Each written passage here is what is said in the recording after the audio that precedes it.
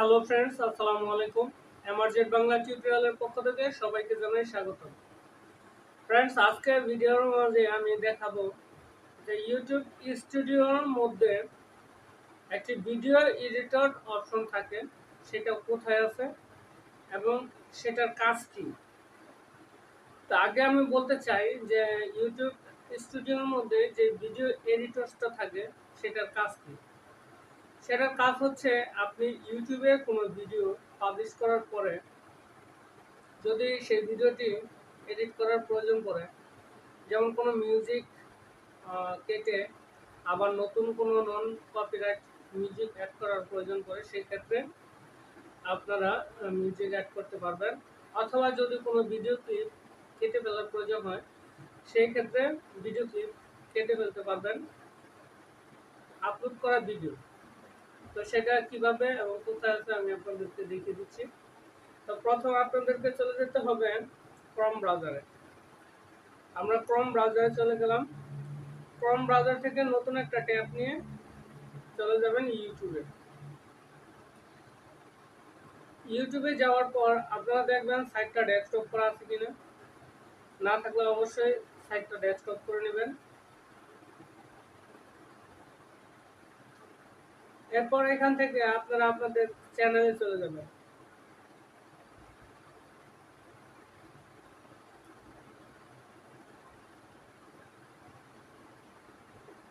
চ্যানেলে যাওয়ার পর এখান থেকে কাস্টমাইজ এই অপশনটাতে ক্লিক করবেন, তাহলে ইউটিউব স্টুডিওটি আপনাদের ক্রোম ব্রাউজারে ওপেন হবে।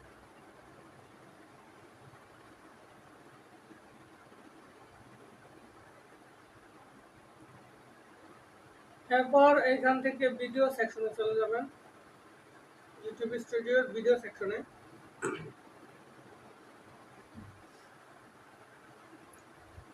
যাওয়ার পর এখান থেকে যেমন একটা ভিডিও ক্লিপে ক্লিক করবেন।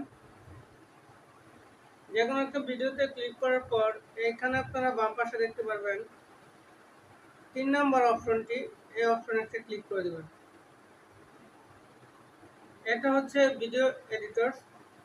এখান থেকে আপনারা এই যে কাটিং এর অপশন দেখতে পাচ্ছেন, দেন ব্লোরের অপশন দেখতে পাচ্ছেন, অডিওর অপশন দেখতে পাচ্ছেন। এখানে যে প্লাস আইকনগুলো আছে, এই প্লাস আইকনে আপনারা অডিও অ্যাড করতে পারবেন, ভিডিও অ্যাড করতে পারবেন, দেন হচ্ছে ইন্ড স্ক্রিন অ্যাড করতে পারবেন, ইনফো কার্ড অ্যাড করতে পারবেন। আর এখানে যে এই যে তীর অপশনগুলো, এখান থেকে আপনারা চাইলে ভিডিও কাটিং করতে পারবেন।